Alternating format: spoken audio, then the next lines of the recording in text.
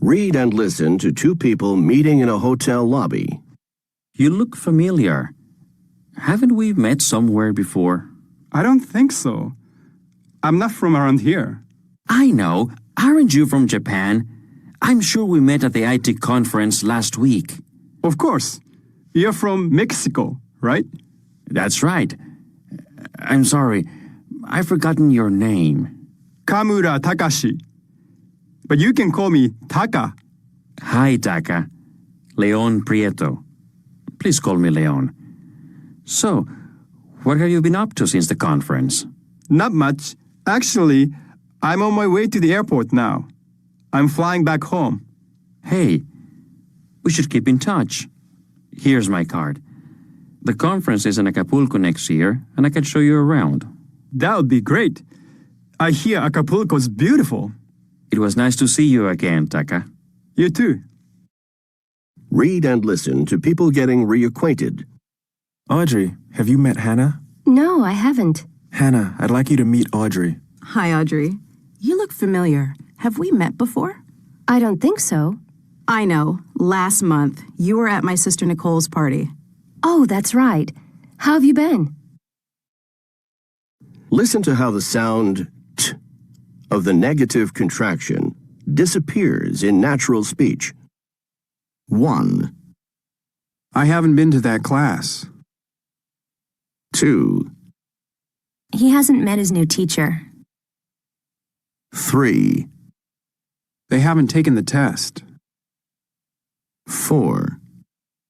She hasn't heard the news. Now listen again and repeat. I haven't been to that class. He hasn't met his new teacher. They haven't taken the test. She hasn't heard the news. Read and listen to someone greeting a visitor. Welcome to Beijing. Have you ever been here before? No, it's my first time. But yesterday, I went to the Forbidden Palace. It was fantastic. That's great.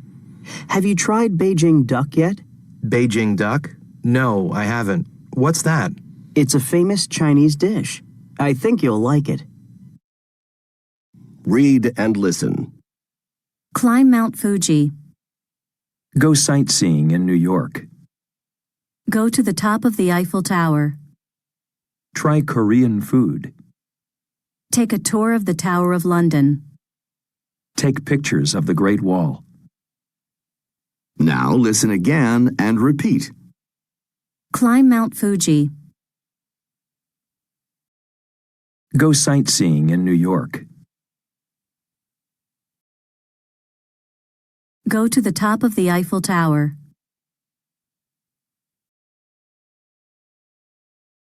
Try Korean food. Take a tour of the Tower of London.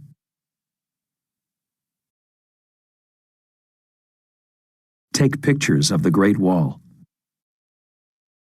Listen and complete the questions using the vocabulary. Conversation 1. Welcome to India. Is this your first time here? Yes, it is. Really? Have you been to Agra yet? Oh, that's where the Taj Mahal is, right? No, I haven't. You should definitely take a tour. It's amazing. Actually, I'm going there on Friday. I will. Conversation 2. This is my second time in Japan. Well, welcome to Kyoto. Where else have you been? So far, I've been to Tokyo and Osaka. Tomorrow, I'm going sightseeing here. Kyoto is fantastic. You're going to enjoy it. Conversation 3. This is my first time in Peru. I've heard the food is great here. Yes, it is. We're really proud of our food. Have you tried ceviche? No, I haven't. Is it good? Excellent. Conversation 4. Welcome to Mexico City. Is it your first time? Yes. When did you arrive? Last week. I've done so much, but for me the best was climbing the Pyramid of the Sun. When did you do that? Yesterday. It was incredible. Conversation 5. Welcome to Rio de Janeiro. Have you been here before? Well, I've been to Sao Paulo before, but this is my first time to Rio. Really? Have you seen Sugarloaf yet?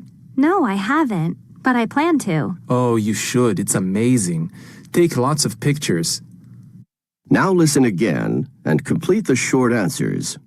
Conversation 1. Welcome to India. Is this your first time here? Yes, it is. Really? Have you been to Agra yet?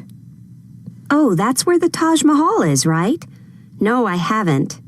You should definitely take a tour. It's amazing. Actually, I'm going there on Friday. I will. Conversation 2.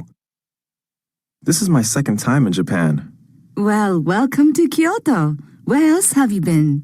So far I've been to Tokyo and Osaka. Tomorrow I'm going sightseeing here. Kyoto is fantastic. You're going to enjoy it. Conversation 3. This is my first time in Peru. I've heard the food is great here. Yes, it is. We're really proud of our food. Have you tried ceviche? No, I haven't. Is it good? Excellent. Conversation 4. Welcome to Mexico City. Is it your first time? Yes, When did you arrive? last week. I've done so much, but for me the best was climbing the Pyramid of the Sun. When did you do that? Yesterday, it was incredible. Conversation 5. Welcome to Rio de Janeiro. Have you been here before? Well, I've been to Sao Paulo before, but this is my first time to Rio. Really? Have you seen Sugarloaf yet? No, I haven't, but I plan to. Oh, you should. It's amazing. Take lots of pictures. Read and listen. 1, Thumb. 2, Index finger, 3, Middle finger. 4, ring finger, 5, Pinky. 6, palm, 7. Fist. Now listen again and repeat. Thumb. index finger, Middle finger. ring finger, Pinky. palm, Fist. Read and listen. We talked to June Galloway about her book, Get Off on the Right Foot. Don't let the wrong gesture ruin your day. English is the world's international language. But in your book, you focused on nonverbal communication. Why is that so important? Well, gestures and other body language can have different meanings in different places. Something that you think is friendly or polite could come across as very rude in another culture. I've described many of these customs and cultural differences so my readers don't get off on the wrong foot when they meet people from places where the culture differs from their own. Can greeting someone in the wrong way really lead to misunderstanding? In some cases, yes. The firm handshake a North American expects may seem quite aggressive in other places. And a light handshake, which is normal in some countries, may seem unfriendly to a North American. In what ways can hand gestures lead to misunderstanding? Well, as an example, we assume all people indicate the numbers 1 to 10 with their fingers the same way. But in fact, they don't. While North Americans usually use an index finger for 1, most Europeans use a thumb. North Americans extend all 10 fingers for 10. However, Chinese indicate the numbers 1 to 10 all on one hand. For example, an extended thumb and pinky means 6, and a fist means 10. Imagine how confusing this can be when you're trying to communicate quantities and prices with your hands. What other gestures can cause confusion? Take the gesture for come here, for example. In North America, people gesture with the palm up. Well, in Southern Europe, that gesture means goodbye. And in many Asian countries, the palm up gesture is considered rude. Instead, people there gesture with the palm down. I've heard that, in Japan, pointing with the index finger is not polite. Is that right? Yes. Japanese prefer to point with the palm open and facing up. Surely there must be some gestures used everywhere, right? What about the thumbs up sign for great? Sorry, that's extremely rude in Australia and the Middle East. This is why it's so important to be aware of these cultural differences. Read and listen. The safari was fascinating. They were fascinated. The ski trip was thrilling. They were thrilled. The skydive was frightening. They were frightened. The food was disgusting. They were disgusted. Now listen again and repeat. The safari was fascinating. They were fascinated. The ski trip was thrilling. They were thrilled. The skydive was frightening. They were frightened. The food was disgusting. They were disgusted.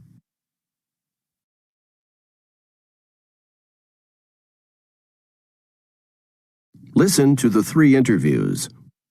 Interview 1. This is Nick Krakauer, and you're listening to World Reflections. We're talking today with Nancy Sullivan from Minneapolis in the United States. Hi, Nancy. Hi, Nick. So, Nancy, I understand you're a real traveler, that you've visited over 25 countries around the world. That's right. Tell us some of the places you've been to. Well, I've been to countries all over, North and South America, Europe, Asia. What have been the most fascinating places for you to visit? Well, I like visiting countries where the culture is really different from my own. That's what I find most interesting. Different body language, different foods, you know. You told me earlier you've been to India. What was that like? Oh, India is fantastic. And what was so different about it? Well, for one thing, when people say yes, they shake their heads from side to side instead of up and down like I do. Interview 2. Nick Krakauer here, hosting World Reflections. Today's guest is Andrew Barlow from Perth, Australia. G'day, mate. G'day to you. So, Andrew, I understand you've been a teacher overseas. Is that correct? I have been, yes. And I understand you have an interesting story about something you ate once in one of those countries. That's right. Tell us about it. Well, this happened when I got my first teaching job in a very small village. The people in the village wanted to thank me for coming, so they prepared a meal with a lot of really delicious dishes. That must have been nice. It was, but there was one thing that I thought was kind of, well, disgusting. They had these tiny little fish that were still alive. They were moving on the plate. Whoa! Yeah, you're supposed to put one in your mouth and swallow it whole. Oh, boy. Look, I was their guest. I didn't want to be impolite, so I tried one. But I could feel it moving as it went down into my stomach. I tried a few to be nice, but I just didn't know how to say thanks but no thanks without being rude. Interview 3. We're back on World Reflections. My next guest is Mieko Nakamura from Sendai, Japan. Welcome, Mieko. Hi, Nick. Mieko, I've been told that you've traveled a lot and you've done some unusual things. I have. That you especially like to do, well, things that would be kind of frightening for most people. I guess that's true, but not scary to me, just very exciting. So, tell us about what you've done. Well, for one thing, I've gone swimming with sharks. Twice. What? Swimming with sharks. For real? And you didn't find that scary? Well, I didn't do it alone. I was with a group. But swimming so close to the sharks was really thrilling. And what else? Last year, I climbed Mount Everest. The world's highest mountain? Yes. I'll bet it was really cold. It was, but I was really thrilled to be standing on the top of the world. Now listen again. Listen to the conversation with a tourist in Vancouver and check yes or no. Welcome to Vancouver. When did you get here?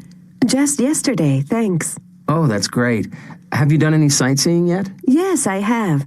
I've already been to the Vancouver Aquarium. I love the aquarium. And I took a tour of Gastown. Cool. Have you been to the top of Grouse Mountain yet? Not yet.